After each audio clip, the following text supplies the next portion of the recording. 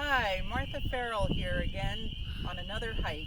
Today I'm hiking at Shaupeneak Ridge, which is off of Poppletown Road in Ulster Park. I want to show you the beautiful lake. I think it's called Lake Louise. I love walking around this lake. This is one of my favorite places to hike in the Hudson Valley.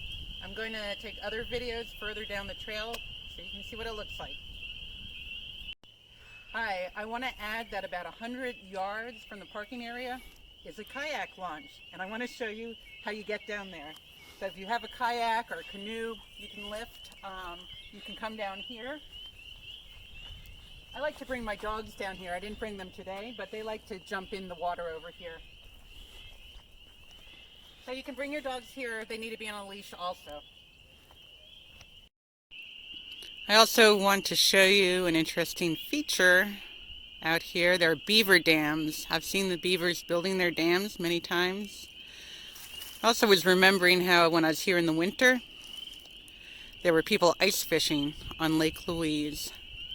So if ice fishing is your thing, you could come out here next year.